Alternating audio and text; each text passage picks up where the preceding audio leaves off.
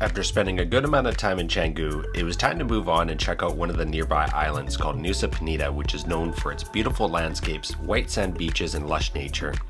We're there for the next 3 nights and can't wait to check this amazing place out.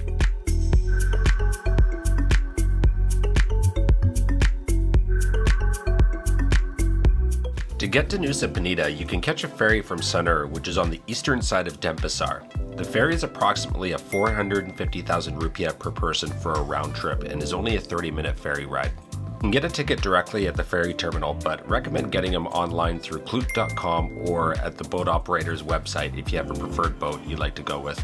The trip can be done as a day trip, which many do, but to avoid the crowds and have the best experience possible, it's recommended to spend at least 3 nights here. This way you can take your time and savor all of the main spots that this island has to offer. Wow, this place is amazing. Look at this. You got your restaurant here. Keep going. You got a little bit of an infinity pool right in the middle of the resort.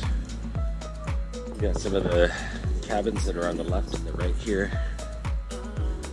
In the distance you can see Mount Agung, I believe, which is Bali.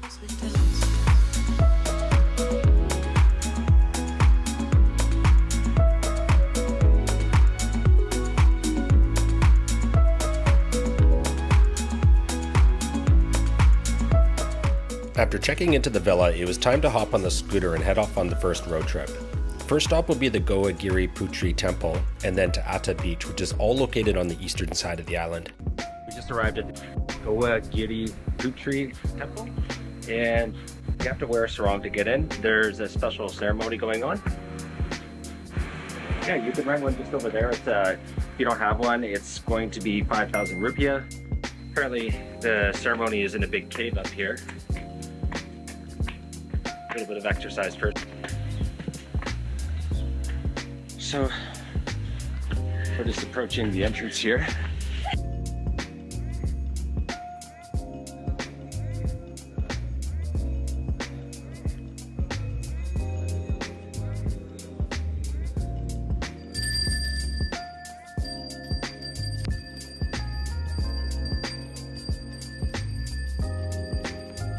The temple was definitely a unique experience, which required about 100+ steps to get to where the cave was located. We were very fortunate to see it for a ceremony, but it was time to get some sun and see some of the famous beaches that this island has to offer. Atuh Beach was a far drive from the place we were staying, but was well worth the trip. If you're traveling by bike, there's a 10,000 rupiah parking fee, and it's a short but relatively steep 50-minute hike down. Okay, so we just made it to Atuh Beach. I think Atuh and Diamond Beach are sort of like all part of the same area. I think this will be the first of many sets of stairs that we're gonna have to take here in Nusa Penida.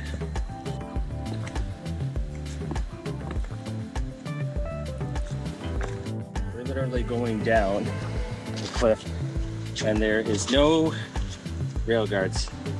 When here, definitely wear some not flip-flops, but definitely water shoes or sandals, anything that'll protect your feet, because it's sandy up there, but once you step in, it's full of like all these corals and rocks, so the waves are pretty strong, so you don't want to get scraped along one of those things. Oh yeah.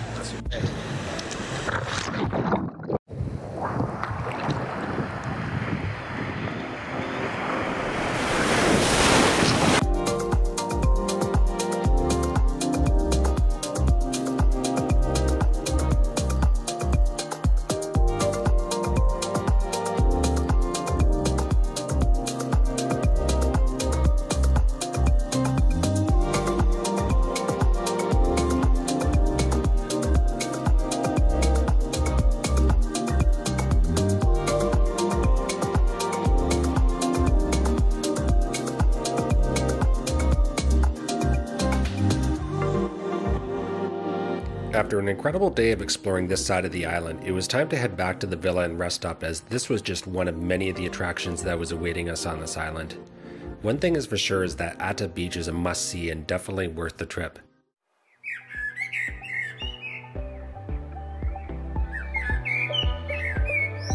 Today we're headed to the famous Angel's Billabong, which is a naturally formed rock lagoon overlooking Manta Bay.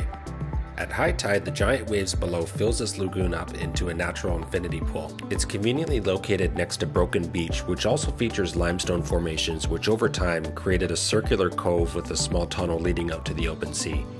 If you're staying on the northwest side of the island, it's about an hour drive to get there by motorcycle. The island is actually quite large with lots of narrow and windy roads, so it can take quite a while to get to some places. When you arrive, there will be a 10,000 rupiah fee for parking, and it's about a 5-minute walk to Angel's Billabong. You'll need to climb down a steep wall of sharp limestone with some big steps, but it's definitely doable if you're careful. So that down there is the Angel's Billabong. Wow. It's basically Mother Nature's infinity pool. Alright, so we made it. So you gotta climb up this thing. Look at these rocks. Like dagger rocks. Wow. So clear.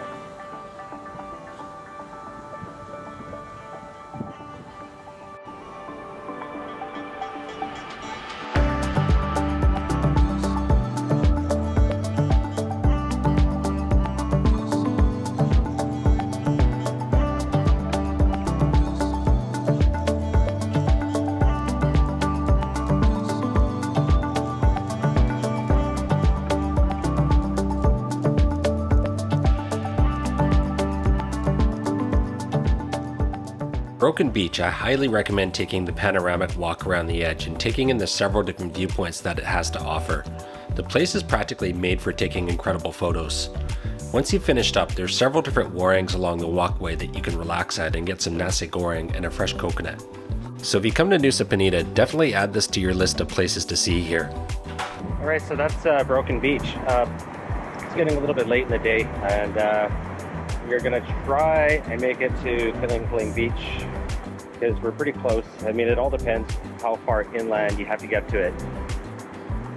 Geographically, it's actually pretty close. Like, it's probably just on the other side of those that outcropping way out there in the ocean. But you can't just, as you can see, it's just a bunch of cliffs. You can't exactly just go along the water there. You have to go inland, up the mountains, and then around again. So I think that's the end of the road here for Angel's Billabong and Broken Beach. Unfortunately, the odds were not in our favor that day, and it started to rain and the sun was starting to go down just as we were leaving, so we quickly had to head back to our villa and save Keling Beach for the next day.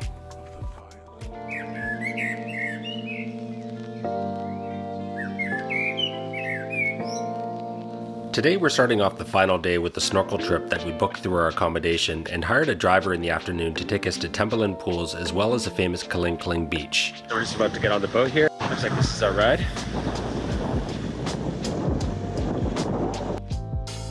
The snorkeling trip has 3 stops and is only 150,000 rupiah per person for a shared boat, which works out to be less than $10 US. One of the main features of snorkeling on Nusa Penida is snorkeling with manta rays at Manta Point, which was close to where we were yesterday at Broken Beach.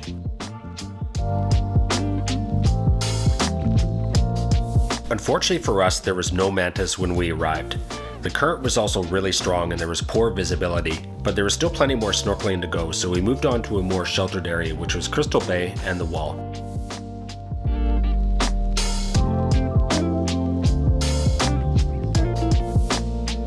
Look at that water.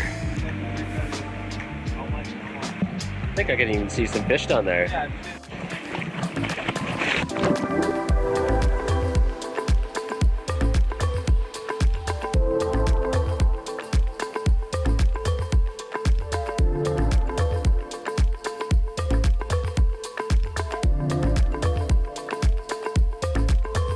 Crystal Bay had some of the clearest blue water I've seen yet, but there wasn't too many fish as they were swimming pretty deep down where most of the reefs were. But the beautiful surroundings and clear blue water definitely made up for it. It was then time for us to make a move to our last stop, which was called the Wall, which is on the northwestern part of the island.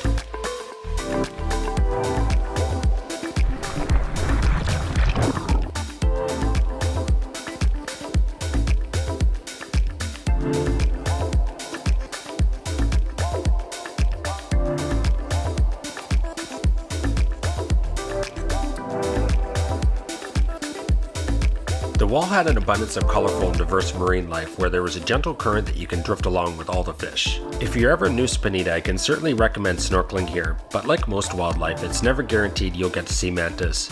However, most people we talked to did see them when they went, so if you want to see some mantas and colorful fish, make sure to add a snorkeling trip to your itinerary. The drop-off was located right next to our villa, so we were easily able to meet up with our driver that we arranged to take us to Tumbling Pools and the famous Kling Kling Beach. Depending on how far you're going, the going rates for a driver for the day is typically 500,000 rupiah, which is about $32 US. The first stop was Tumbling Pools, which is located at the bottom of a secluded ravine. If you're looking at it in Google Maps, you'll need to look up Pos Ojek Tumbling rather than Tumbling Pools to find the correct entry point. But getting to the main parking area was the easy part. When you get there, you'll need to go down a steep, narrow path with no car access, and it gets pretty rocky at times. To get around this, I highly recommend hiring a local at the parking lot, which will take you down on their motorbikes for a 50,000 rupiah round trip, which is only about $3 US. The other option is to hike it, but it's a very steep 45-minute hike each way. When you get to the bottom, the locals will wait for you, and there's another short 15-minute walk through a spiral trail that goes down a ravine leading into the Tumbling Pools and beach area. Once you make your way to the bottom of the ravine, you'll see the first of two natural pools, which is a sacred site surrounded by several Balinese shrines and stone piles. As you continue a little further, you'll reach the second natural pool featuring some crystal clear water surrounded by some beautiful limestone cliffs with some amazing views of the ocean. After a long trek down, it's a great way to cool off from the heat. You also get access to Tumbling Beach with some incredible views and places to take photos, but would highly recommend not swimming in the ocean as it's pretty rocky and the waves and currents are really rough. So apparently in this pool, there's another side here through this little kind of rock formation here.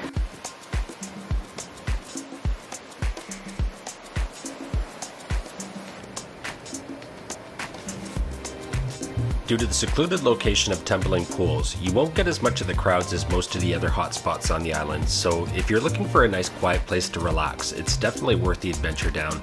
But I'd highly advise not to attempt the first path down on your own without the help of a local, unless you know the road well and have a lot of experience in riding a scooter in this area. Just about back at the top. One more set of stairs to go, I hope.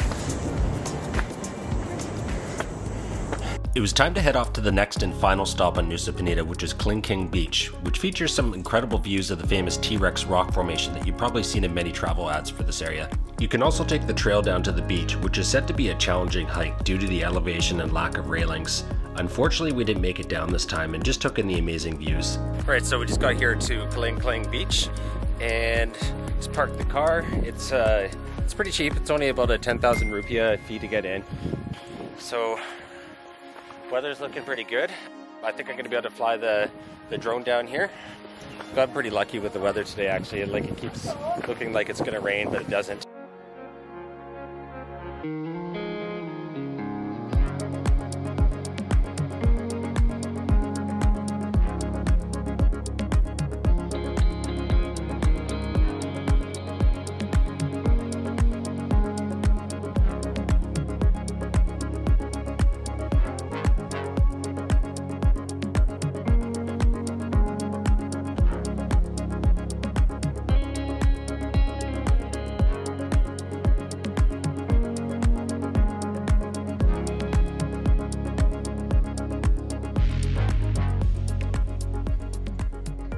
So we just finished up at Kling Kling Beach and we're headed back to the hotel now. Kling Kling Beach, amazing. And if you want to go there and avoid all the tourists, go there after 3 p.m. because most of the people that go there are people that are coming from Bali and they just go for the day. And that's usually from anywhere from 8 a.m. till around 1. And the last ferry is back at 5 o'clock, so most people have already come and gone. Yeah, so we lucked out. Hiring a driver was worth it, as you can relax in an air-conditioned car while getting to enjoy the amazing scenery as you go by. So we were quite happy to support the locals who have struggled with reopening of tourism. We truly felt the relaxing Southeast Asian island vibes while having a lot of freedom to easily explore the island. The roads have greatly improved and the traffic was nowhere near what it's like on the main island of Bali. So if you're craving for the freedom of exploring the island on a scooter, you can certainly do so with ease. The Blue Harbor Villas was an amazing place to stay for the 3 nights we were in Nusa Penida. The beachfront villas were quite spacious and the prices were very reasonable, and you can't really beat getting to catch an amazing sunset like this every night from a beachside pool. Tomorrow we're headed to Ubud, so stay tuned for more adventures. If you enjoyed the video, hit that subscribe and like button below. Thanks for watching, and we'll see you in the next one.